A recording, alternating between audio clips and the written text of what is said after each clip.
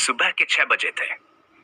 शहर की हलचल अभी नींद से उठी भी नहीं थी, पर उस नुक्कड़ पर एक छोटी सी चाय की टपरी से भाप उड़ती हुई महक पूरे इलाके में फैल चुकी थी।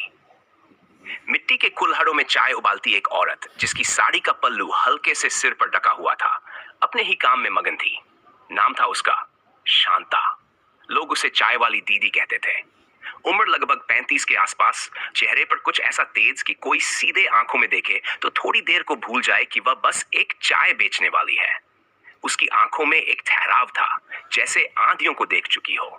पास ही के थाने में एक नया थानेदार आया था, रघुवीर सिंह, तेज तर्रार और घमंडी। वो अक्सर शांता से कहता, ए मर्दानी, तेरी चाय में कोई खुमारी है या तू ही कुछ छुपा रही है? शांता बस मुस्कुरा देती, बिना कुछ कहे। लोग कहते, शांता को यहाँ आए 4 साल हुए हैं। कोई नहीं जानता वह कहां से आई, उसका परिवार कौन है और क्यों एक पढ़ी लिखी औरत चाय की दुकान चलाती है। पर फिर एक दिन कुछ ऐसा हुआ जिसने शहर के पूरे ढांचे को हिला दिया। पास की झुग्गी बस्ती से एक 12 साल की लड़की पिंकी अचानक गायब हो गई। मां चिल्लाती फरियाद करती थाने पहुंची, लेकिन रघुवीर ने उसे भगा दिया। लड़की भाग गई होगी किसी के साथ। शांता ने उसी रात उस लड़की की मां को अपने पास बिठाकर चुपचाप चाय दी और कुछ नहीं कहा। 3 दिन बाद शहर से 100 किलोमीटर दूर एक बंद ईंट भट्ठे से पिंकी सही सलामत बरामद हो गई।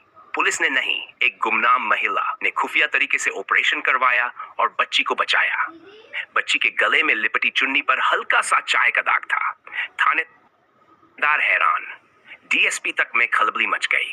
कौन थी वो औरत जो इतने पुख्ता सबूतों के साथ बच्ची को ढूंढ लाई? शांता चुप रही। कुछ महीने बाद शहर की नगरपालिका में घोटाले की खबर फैली। फाइलें गायब, दस्तखत फर्जी, नाम बढ़े। स्थानीय विधायक का नाम सामने आया। रघुवीर सिन्हा फिर से हरकत में आया, लेकिन वह हर बार दीवार से टकराता। इसी दौरान एक रात शांता ने 3 बड़े अफसरों को अपनी दुकान के पास खड़े होकर फुसफुसाते देखा। उसने पास जाकर चुपचाप चाय दी, लेकिन उनकी बातें ध्यान से सुनी। अगले दिन नगर निगम की मीटिंग के बीच प्रेस को एक लिफाफा मिला, घोटाले के सारे दस्तावेज और बैंक डिटेल्स। लिफाफे पर बस लिखा था, कुछ बातें चाय में घुल जाती हैं और कुछ उजागर हो जाती हैं। अब सस्पेंस गहराने लगा था। शांता रोज की तरह काम करती रही, लेकिन अब लोग उसके बारे में कानाफूसी करने लगे। कहीं ये सीबीआई एजेंट तो नहीं, या किसी आईपीएस अफसर की बीवी, शायद किसी गैंगस्टर की बहन जो अब सुधर गई। कोई नहीं जानता था, लेकिन सब महसूस करते थे वो साधारण नहीं थी। एक रात लिया गया, रात के 2 बजे थे। शहर सो रहा था, लेकिन पुलिस कंट्रोल रूम में एक कॉल आया। विकास नगर में एक बच्ची की चीखें सुनाई दे रही हैं, कोई सुन नहीं रहा। रघुवीर सिंह और टीम पहुंची, लेकिन बच्ची मिल नहीं रही थी। तभी एक छत से किसी महिला की परछाई दिखी। चप्पलों की आवाज तक नहीं, उसके हाथ में वॉकी टॉकी था और वह छाया सीधे एक घर में कूद गई। 5 मिनट बाद उसी घर से एक व्यक्ति को घसीटते हुए लाया गया, साथ में रोती हुई बच्ची। औरत गायब। रघुवीर सिंह ने सीसीटीवी खंगाले और हैरान रह गया। वो औरत, अब सब कुछ बदल गया। रघुवीर ने अगली सुबह शांता की दुकान पर पहुंचते ही उसे घेर लिया। तू कौन है? किसके लिए काम करती है? तुझे शहर के सारे राज कैसे पता है? चाय वाली बनकर किसका पीछा कर रही है? शांता मुस्कुराई। उसने चूल्हे की आंच धीमी की, आंचल से पसीना पोंछा, फिर बोली, IPS officer Shalini Tripathi, third batch, CBI की विशेष जांच शाखा में कार्यरत, भारत सरकार की शैडो ऑपरेशन टीम की सदस्य, और इस शहर में चाय वाली बनकर नियुक्त, भ्रष्टाचार और मानव तस्करी रैकेट को जड़ से खत्म करने के लिए। पूरा थाना जैसे बर्फ हो गया। कहानी अब और गहरी होती गई। यानी शांता ने सब कुछ खुद देखा था। उसके छोटे भाई का अपहरण हुआ था जब वो 12 की थी। मां ने रिश्वत दी, लेकिन पुलिस ने कुछ नहीं किया। तभी से उसने कसम खाई थी कि वो ऐसा सिस्टम बदलेगी। पर वर्दी पहनने से सिस्टम नहीं बदलते। जमीन पर उतरना पड़ता है, मिट्टी से जुड़ना पड़ता है। इसलिए उसने शैडो ऑपरेशन को चुना, जहां अफसर वर्दी नहीं पहनते, बल्कि जनता की भीड़ में छिपकर दुश्मनों को ढूंढते हैं। घटनाएं एक के बाद एक सामने आती रहीं। बाल तस्करी के पीछे स्कूल चलाने वाला एनजीओ पकड़ा गया। शहर का सबसे बड़ा डॉक्टर ऑर्गन ट्रैफिकिंग में लिप्त निकला। डीएम का बेटा नाबालिग लड़कियों को फंसाने वाला गिरोह चला रहा था। पुलिस का ही एक इंस्पेक्टर पता चलने से पहले सस्पेंड कर दिया गया। सबूत खुद शालिनी ने एक कैमरे से दिए थे जो उसकी चाय की दुकान में गुप्त था। लेकिन अंत अब भी बाकी था। एक दिन एक चिट्ठी उसके पास आई। तुम्हें लगता है कि हम सबको पकड़ लोगी? अगला निशाना तुम हो, चाय वाली आईपीएस। शहर की सबसे बड़ी पार्टी का एमएलए अब सीधे उस पर निशाना साध चुका था। और फिर हुआ, उसका चूल्हा जला हुआ मिला। दुकान उजाड़ दी गई। लोगों ने अफवाह फैलाई कि चाय वाली भाग गई। लेकिन अगले दिन गृह मंत्रालय से आदेश आया, आईपीएस शालिनी त्रिपाठी को तत्काल पदोन्नति दी जाए। उन्होंने शैडो ऑपरेशन में राष्ट्रीय स्तर पर अपराधों का पर्दाफाश किया है। शाम का वक्त था। आसमान पर सुरमई बादलों की चादर थी और हल्की हल्की हवा चल रही थी, जैसे किसी बिछड़े की याद दिला रही हो। शालिनी अपनी चाय की दुकान के पीछे बैठी थी, मिट्टी के आंगन में बनी छोटी सी चौकी पर। हाथ में कुल्हड़ जिसमें अधूरी चाय अब ठंडी हो चुकी थी, और सामने अतीत की वो गलियां जिनसे गुजरते हुए उसका हृदय आज भी कांप जाता था। वो कोई रईस खानदान की बेटी नहीं थी। उसका जन्म एक छोटे गांव के टूटे हुए खपरैल वाले घर में हुआ था। पिता रामप्रसाद त्रिपाठी गांव के पोस्ट मास्टर थे और मां सावित्री देवी खेतों में मजदूरी करती थी। 2 वक्त की रोटी जुटाना ही उनके लिए जीत के बराबर था। लेकिन इन सबसे भी ज्यादा मुश्किल था समाज का वो चेहरा जो गरीब की बेटी को सिर्फ बोझ समझता था। शालिनी बचपन से ही अलग थी। उसके हाथों में किताबें थी, लेकिन आंखों में आंसू भी।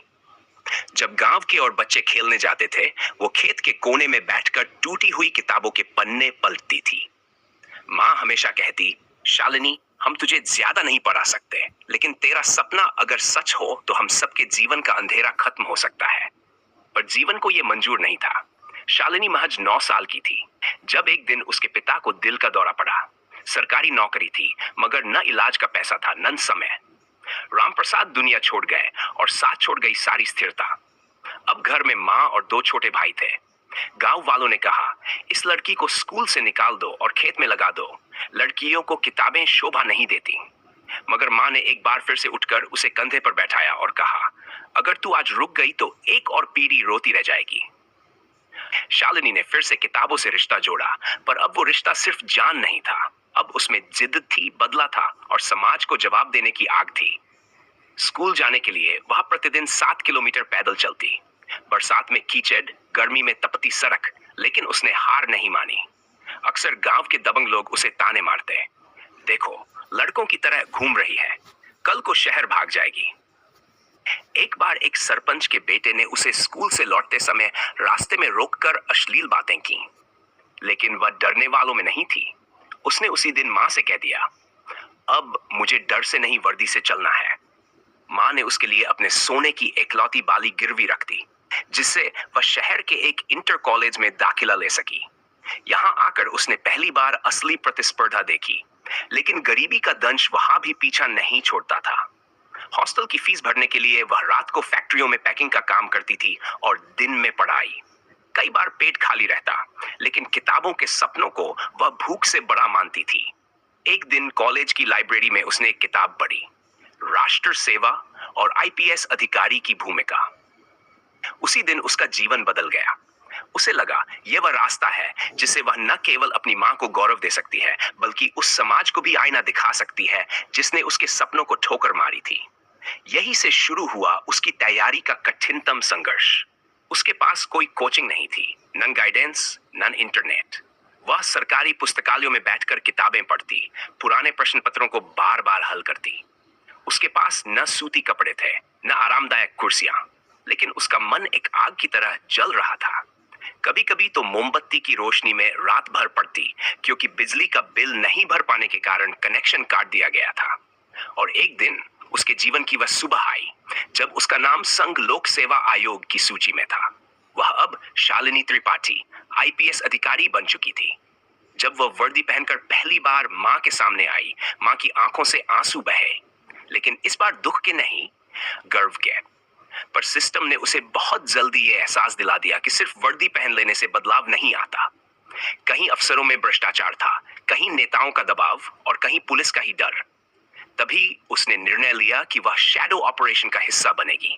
ऐसे ऑपरेशन जिनमें अफसर जमीन से जुड़कर जनता के बीच छिपकर काम करते हैं, जहां न नाम होता है न पहचान, सिर्फ मिशन। और यही कारण था कि उसने शालिनी से शांता बनकर एक छाया वाली की भूमिका चुनी, ताकि वह उसी समाज के बीच रहकर उसकी सरांत को जड़ से उखाड़ सके। आज जब वह चाय की प्याली में झांकती है तो उसे उसमें अपना अतीत दिखाई देता है। पिता की लाश, मां की थकी हुई हथेलियां, टूटी हुई चप्पलें, खाली पेट की जलन और वह लहू जो उसने अपने सपनों के लिए बहाया।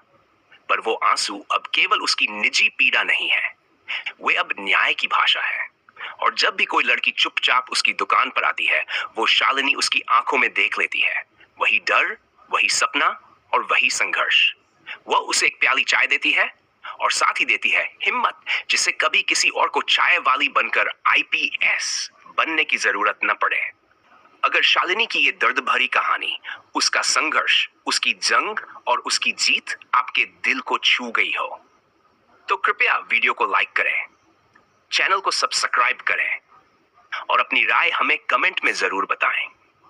इस प्रेरणादायक कहानी को शेयर करें ताकि हर बेटी को यह एहसास हो कि हालात चाहे जैसे भी हो, हौसलों से बड़ी कोई ताकत नहीं होती।